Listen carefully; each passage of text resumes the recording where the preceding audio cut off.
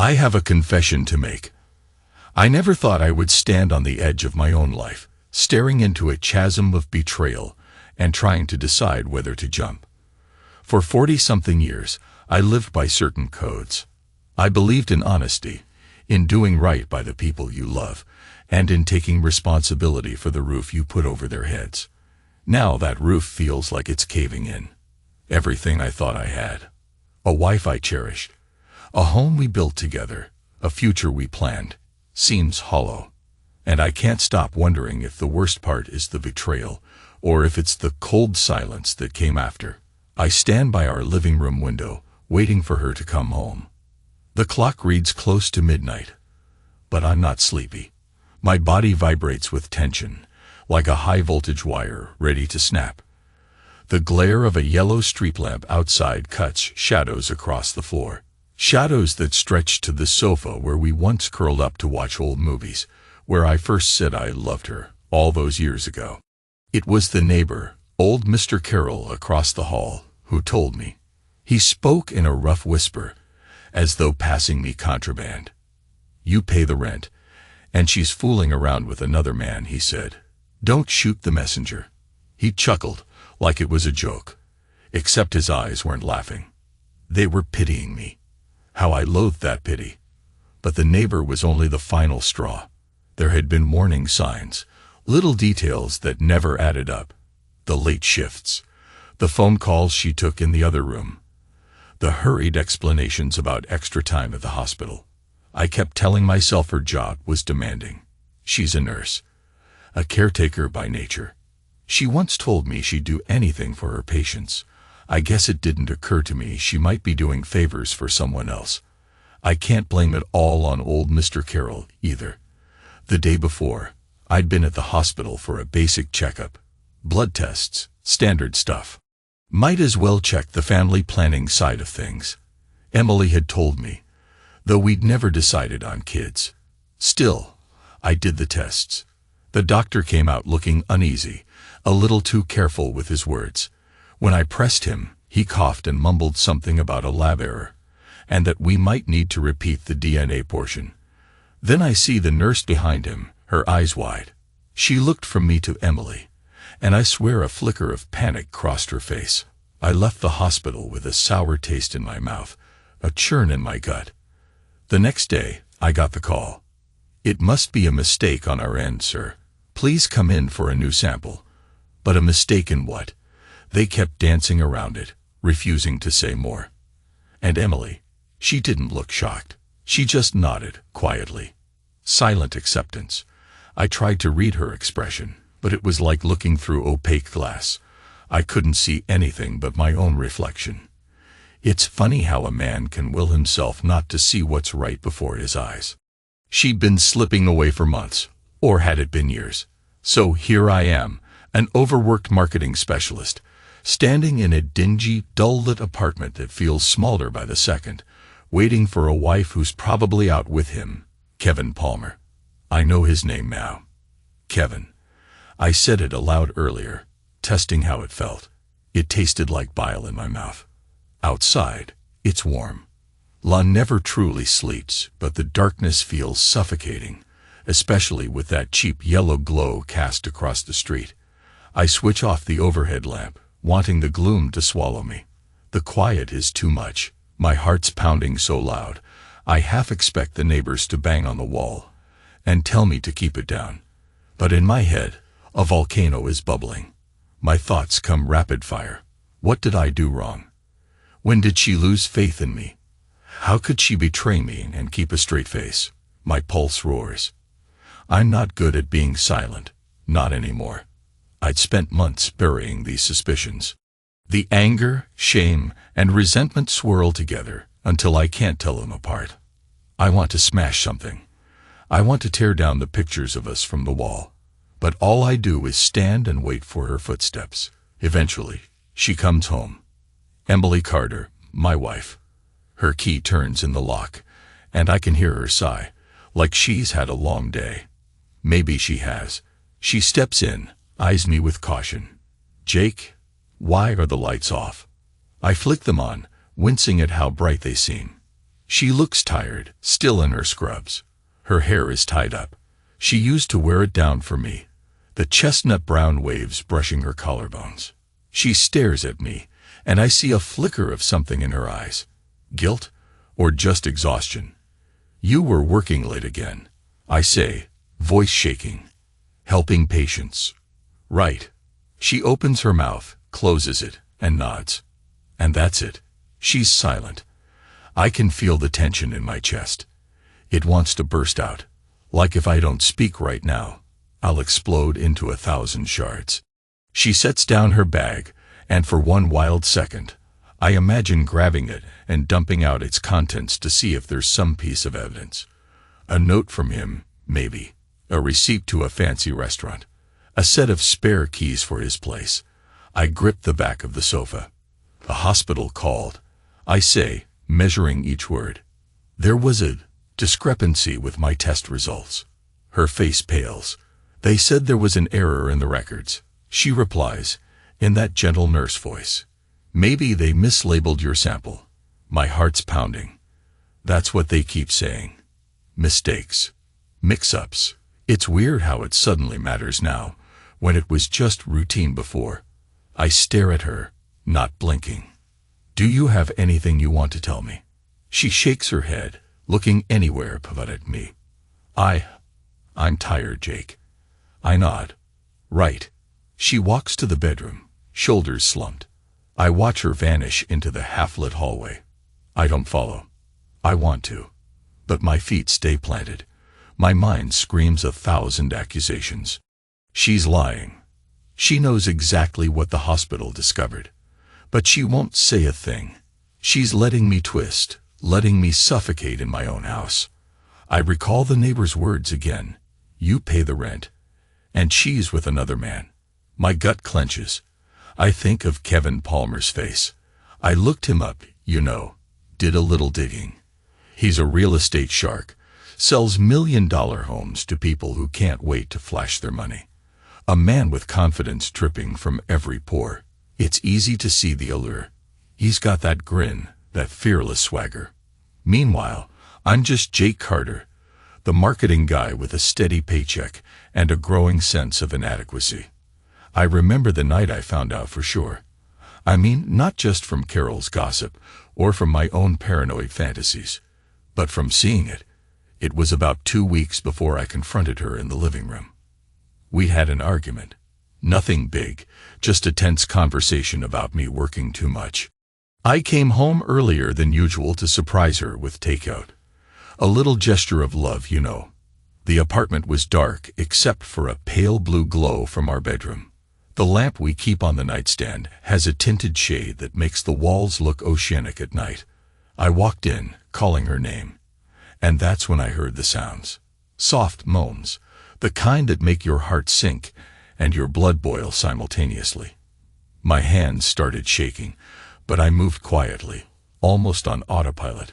I pushed open the door an inch, just enough to see silhouettes. Her hair was down. She was arching her back on the bed, the sheet half wrapped around her legs, one bare thigh draped over his. Kevin. I recognized him immediately from the photo on his real estate website. Blonde hair, strong shoulders. He was leaning over her, shirtless, trailing kisses down her neck. I felt like I was stabbed with a rusted knife. My breath caught in my throat. That single instant, watching them, seared into my brain with a neon brand. Her nails pressed into his back. The tension in her body. The trembling exhale that escaped her lips. I swear I heard her whisper his name.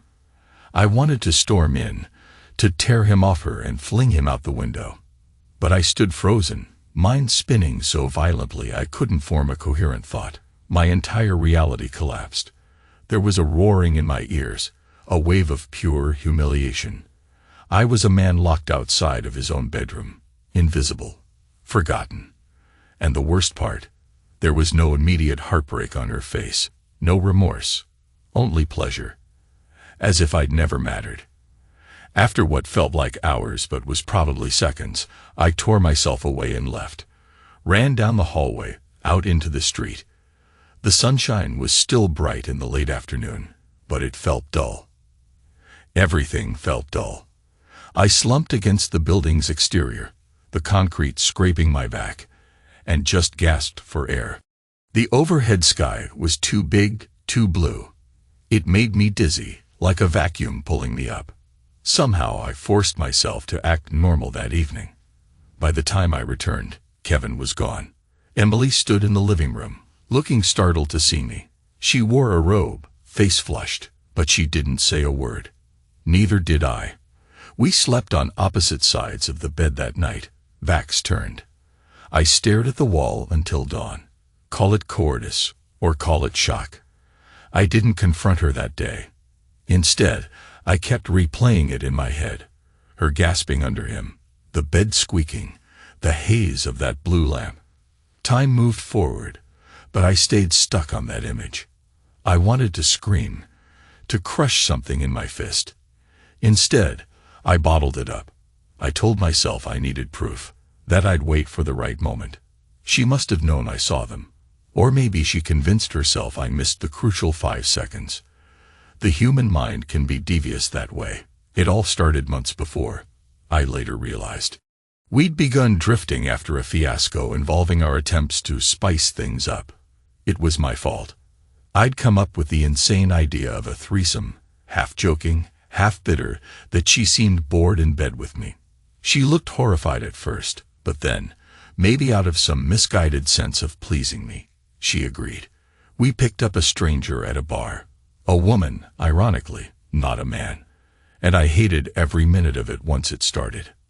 I felt numb, disoriented, like I was watching someone else's life. Meanwhile, Emily looked uncertain, frightened, yet determined to prove something. By the time it was over, I felt dirty, and she seemed humiliated. We never talked about it again. I guess that was the spark that lit a fuse. She realized something was broken between us. I realized I couldn't fix it with cheap thrills. But we stumbled on, day by day, ignoring the cracks. She found a new job at a bigger hospital, started pulling extra shifts. I threw myself into my marketing campaigns. We rarely spent evenings together. Then Kevin Palmer came along with his easy charm. Maybe he listened to her in a way I hadn't. Maybe he made her feel alive again. I can't excuse her betrayal, but part of me can see how the door got opened. Now in the living room with the dull overhead light, after she's retreated to the bedroom without so much as an apology, I follow her. My feet drag like I'm wading through wet sand. The hallway is narrow, walls the color of stale butter. Once upon a time, we thought it was a warm shade of yellow.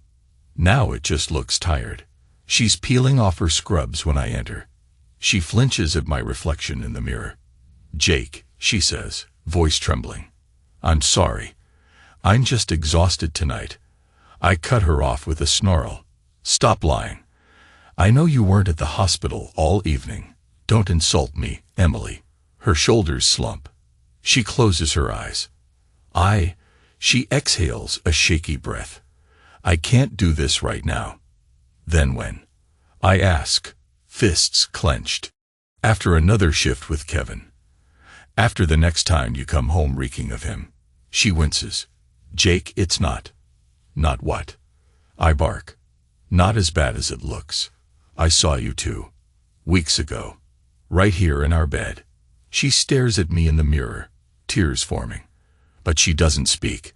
My anger flares so hard I feel dizzy. I hurl my words like daggers. "I thought I was enough of a man for you. Clearly not. Did you think you could hide it forever?" Her jaw trembles. "I never wanted it to turn out like this." "Well, it did," I say, harsh and unyielding. "I was going to give you everything. Travel, a future, a family, if that's what you wanted. And you," my voice cracks, "you gave yourself to someone else without a second thought." She says nothing. Silence.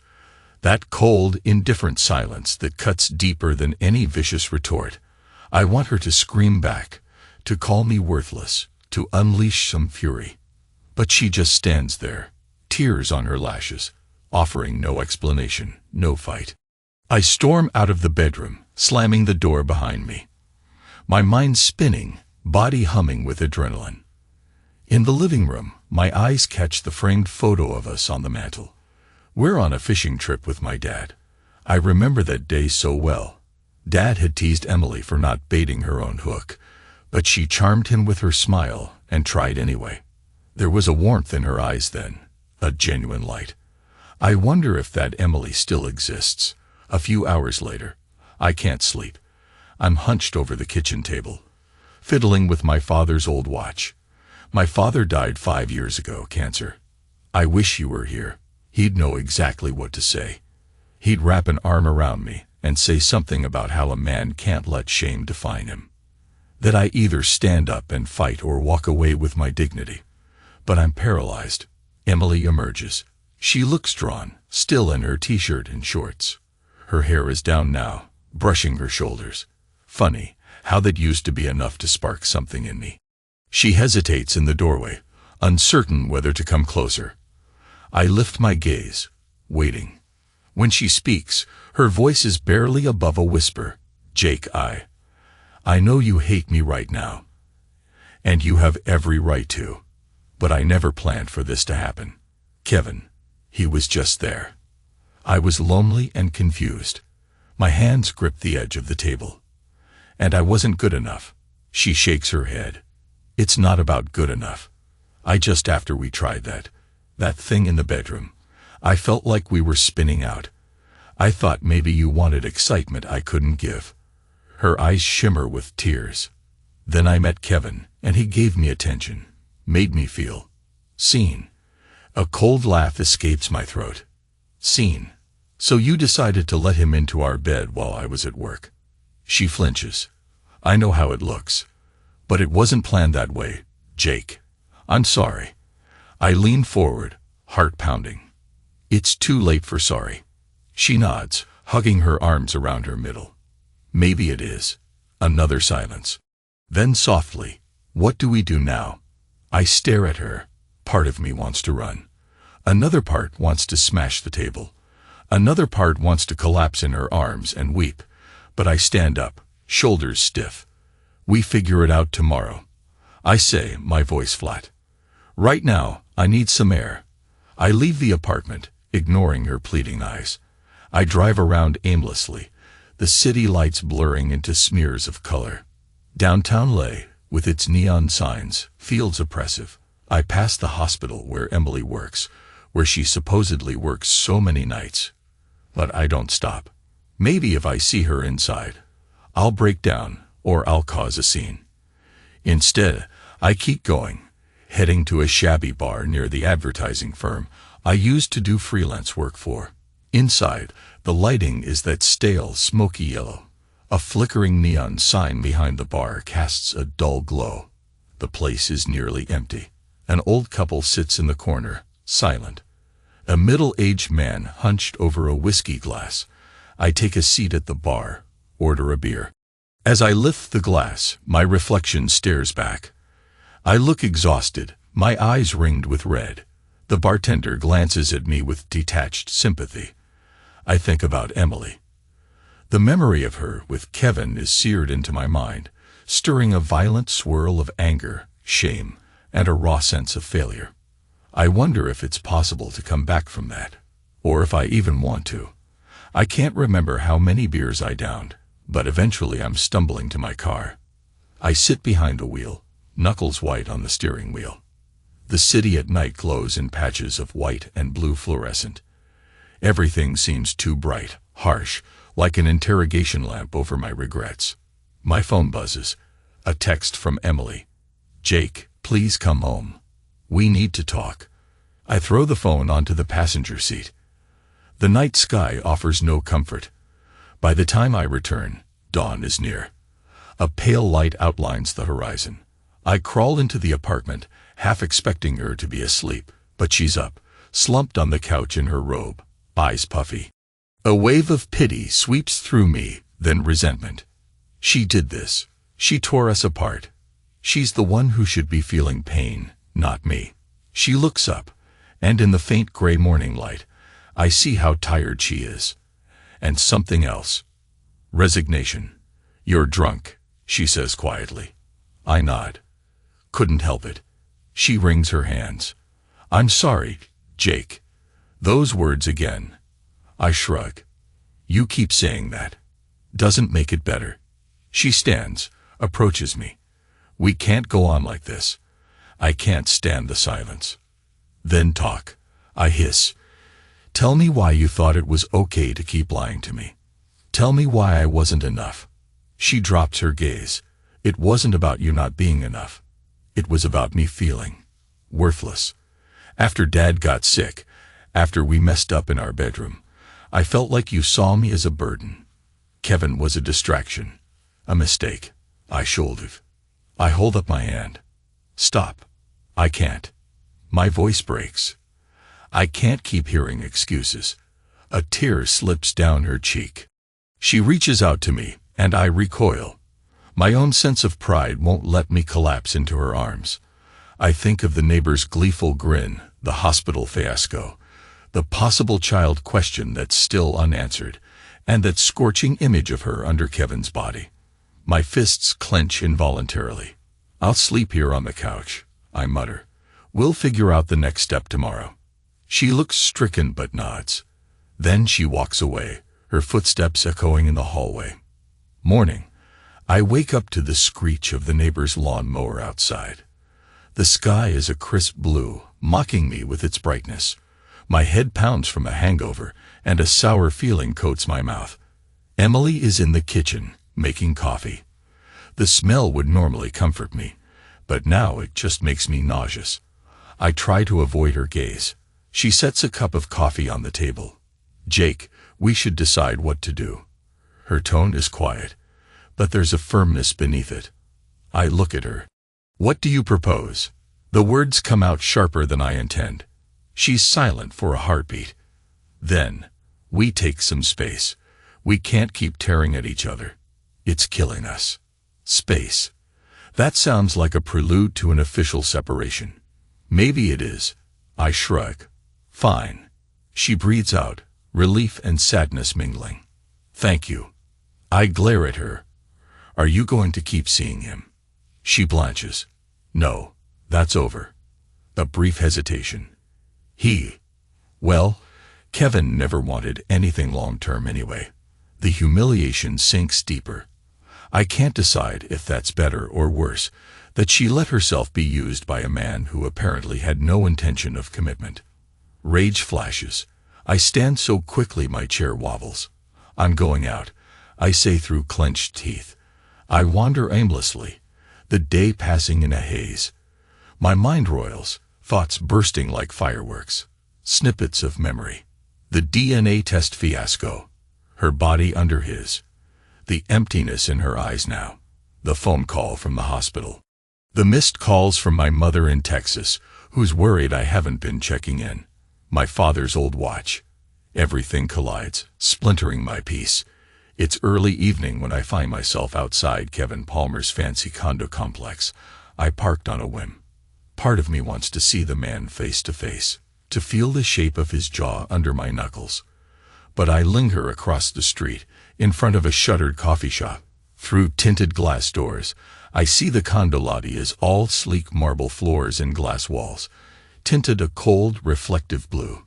People come and go, some dressed in suits, others in casual but obviously expensive attire. My heart hammers. Adrenaline courses through me. My fists ache to clench. Finally, I see him. Kevin steps out of the lobby, phone in hand, wearing an impeccable navy suit that fits him like a glove. He glances around, his blonde hair catching the last glow of sunset.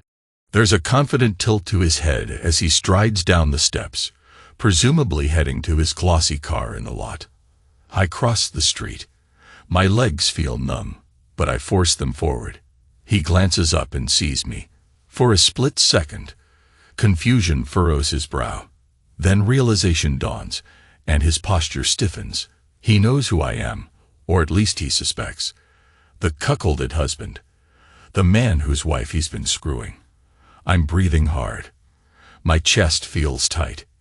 He speaks first, as though we're business associates. Jake Wright. He tries a half smile. but it doesn't reach his eyes. I guess you came to talk. I want to deck him. Instead, I force out words. You sleep with my wife, and now you want to talk. My voice crackles with fury. He raises his palms in a gesture of surrender. Look, I never meant for any harm. Emily. She and I just. Shut up, I snarl. You think you can sweet-talk me. You think just because you can sell a mansion, you can waltz into my marriage. His jaw tenses. I'm sorry, he says, and it sounds infuriatingly calm. We both knew it was a mistake. I bark a laugh. A mistake. That's what you call sleeping with a married woman. He sighs, glancing around. There are a few pedestrians passing, giving us wary looks. I can practically taste the tension in the air.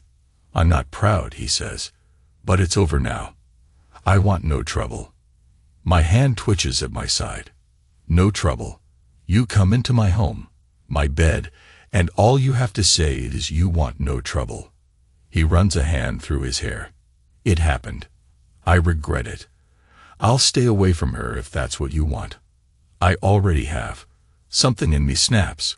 I grab him by the lapels of his suit and slam him against a nearby wall. He grunts, but he doesn't fight back. Passers-by pause, wide-eyed. I hiss through clenched teeth. You stay away permanently. If I see your face near her again, I swear to God. He nods, breath trembling. You won't, he says.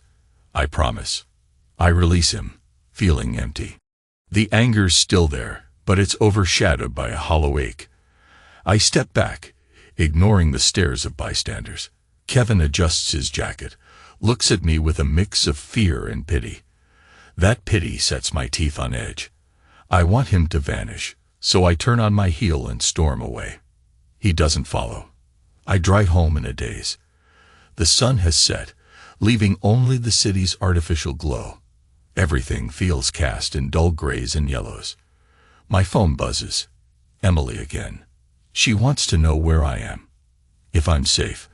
I can't bring myself to answer. By the time I shuffle into the apartment, it's dark, lit only by the glare of a street lamp through the window. Emily's on the couch, hugging a pillow. She stands the moment I enter. Jake, oh God, I was worried. I toss my keys onto the table. Went for a drive. She steps closer, eyes scanning my face. What happened? I can't say the words. My chest is too tight. Finally, I manage. I saw him. She inhales sharply. Kevin. Yeah. Told him to stay away. She nods, guilt etched on her features. Are you okay? I laugh bitterly. Am I okay? What do you think, Em? Tears slip from her eyes. I'm sorry. Something about her sorrow just enrages me further. I spin away, fists clenching. She stays behind me, uncertain whether to move closer. Then, quietly, she says, I'll pack a bag and stay at a motel. Give you some breathing room. I whip around. You'd run away so easily. She shakes her head. I'm not running away. I just want to do what you need. What I need. I echo, bitterness coating every syllable. Maybe I need to burn this entire place down. My voice cracks. Maybe I need to forget you exist. She looks stricken, but sets her jaw. I can't stop you from hating me. But I still love you, Jake. For whatever that's worth. Her words sting like a swarm of wasps. Get out. I whisper hoarsely. Just get out. She stifles a sob, rushes to the bedroom. I hear her rummaging, stuffing clothes into a bag. It's done quickly. There isn't much conversation left. She passes me, heading to the door. Our eyes meet for a second. Hers are a well of tears.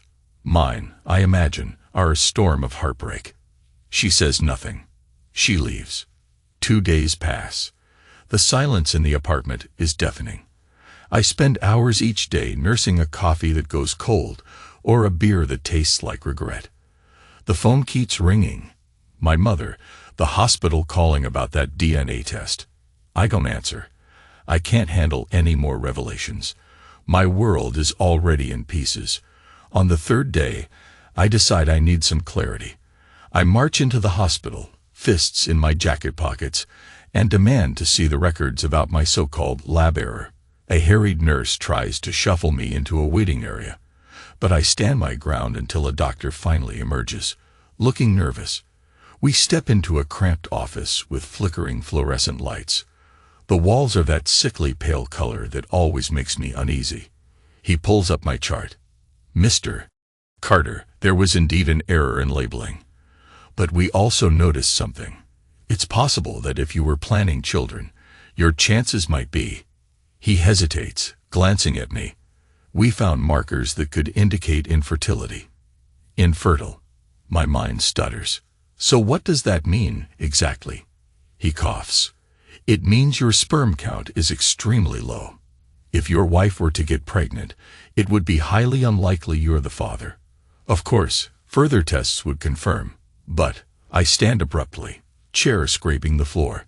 Anger surges, but mostly I feel numb. Thank you, doctor, I say through gritted teeth. Then I walk out, ignoring his attempts to call me back. Infertile. So that's what Emily was hiding. She must have known. That's why the hospital staff was nervous. She was probably pregnant at some point, or worried about it. Maybe that's how Kevin slid into her life. My stomach churns. I want to scream. Instead, I smash my fist against a wall in the corridor, startling a passing nurse. Outside, the day is scorching. The sky is a cloudless, punishing blue. I stand on the hospital steps, my entire body trembling, trying to breathe. The worst part is that the doctors call it a mistake for even letting me see those preliminary results. Meanwhile, the neighbor's words echo in my head. You pay the rent, and she's with another man. And now, that other man might have fathered a child. Or maybe not. I can't stand the uncertainty. I drag myself back to my car and drive, not sure where I'm going. I end up at my father's grave in Houston that evening in my mind. Literally, I'm still in Los Angeles, but the memory is so vivid, I can almost hear his advice. Stand up. Fight back. My father always believed in direct confrontation. That was his way. But do I want to fight for someone who shows me nothing but silence? I realize, in a flash of clarity, that it's not just about the affair. It's about how easily we both let each other slip away. I tried to fix our problems with cheap thrills. She sought comfort in another man's arms. We both let a gulf grow. Now I'm left with an empty shell of a marriage. And for all I know, Kevin might have left her already. The next day, she calls me. Leaves a voicemail. Jake, can we talk? Please. I'm at a motel. I don't know what to do. I'm worried. I miss you. I delete it. I think of revenge. The idea crawls into my head at night, refusing to leave. Not just beating up Kevin, which I already partially did, but something else. A final act that shows I'm not some pathetic doormat. Some cold, calculated move that leaves them as broken as I feel. But what? I spiral into fantasies, burning the bed we shared, humiliating Kevin at his real estate firm, exposing Emily's affair to the hospital staff. Each scenario leaves me feeling more hollow. Days bleed into a week. My mother in Texas keeps calling. I ignore her. The only person I see is old Mr. Carroll, who corners me in the hallway. Heard the missus moved out, he says, voice too casual. Everything all right, son? I glare at him. Mind your business. He raises his eyebrows but doesn't push. Inside the apartment, the walls are closing in. I can't keep living in this limbo. So I decide to do something drastic. I pack up Emily's belongings, her clothes, her little watercolor paints, her herb garden kit, everything that reminds me of her existence. I load them into boxes. I work for hours, sweat pouring off me in the stifling heat. By nightfall, I have half our living space stripped of her presence. The next morning, I call a locksmith to change the door locks. A petty move, maybe, but it feels like a step forward. That afternoon, I drive to the motel she's staying in. The place looks cheap, with a flickering neon sign that casts an eerie yellow glow across the parking lot. I sit in my car, engine running, psyching myself up. I've come here for closure, or to finalize the end, or to force her to face me one last time. I'm not even sure. My heart's pounding so loud I can't hear the radio. I text her, "I'm outside. Need to talk." She replies almost instantly, "Room 215. I step out, heat slapping me in the face. On the second floor, I see a dull corridor, paint peeling. Her door is slightly ajar. She's waiting. Inside, the air conditioner rattles, blowing stale, cool air. Emily stands by the window, hair loose around her shoulders. She looks thinner, more fragile. The sight triggers a pang of guilt I try to crush. We face each other, tension thick as tar. "Why are you here?" she asks softly. I drop the bag of clothes at her feet. "Your stuff. Took it out of the apartment." Her face falls, tears threatening again. She gazes at the bag, then back at me. "So that's it." I shrug. My throat feels raw. I change the locks. "I'm done, Emily." A tear slides down her cheek. "Jake, please. Please." "What?" My voice rises. "Please pretend none of this happened. Pretend you didn't break me in half with your silence. You think I can just go back to normal." She presses her lips together. "I don't know. I just want to fix this. I don't even know if that's possible." I laugh bitterly. "Fix it? I found out I might be infertile. Did you know that, Emily?" My voice trembles, an edge of hysteria creeping in. "Were you hoping to get pregnant by someone else?" Her eyes widen in horror. "What? No, Jake, I never planned a pregnancy." "The test results." She shakes her head. "Yes, I heard about your low sperm count. The hospital slip-up. It scared me. I didn't know how to tell you. And then things got complicated with Kevin. I was lost. Lost, I repeat, teeth gritted. And you found your way into his arms. Great." She sighs, tears flowing freely now. "I'm so sorry. I've said it 1,000 times, and I'll say it again. I never wanted to hurt you like this. If I could turn back time." "You can't," I snap. Then I see her shoulders shake, and for a moment, I almost break. My anger wavers under the weight of her remorse. But I steel myself.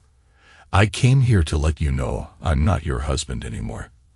I'm not the idiot who sits at home while you humiliate me. I'm done." She crumples onto the edge of the bed, sobbing. "Jake." I remain standing, fists clenched, breathing hard. A swirl of emotions floods me. Anger, sadness, the ghost of old love.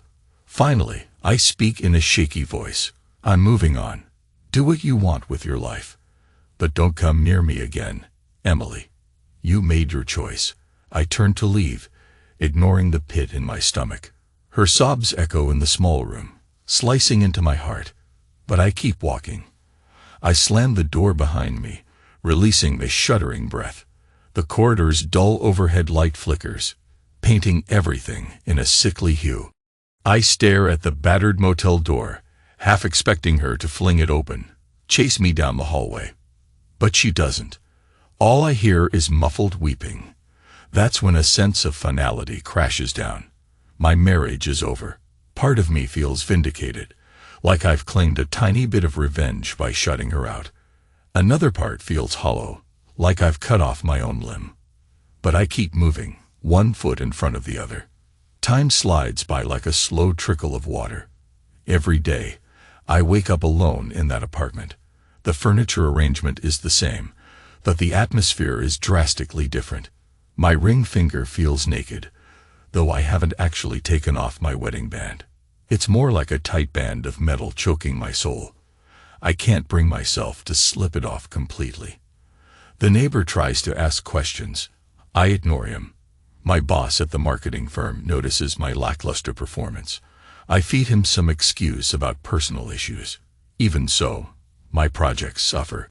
I stare at a screen for hours, unable to muster any creative spark. The only reason I haven't been fired is because I'm typically reliable and produce good work. But now, I'm a shell.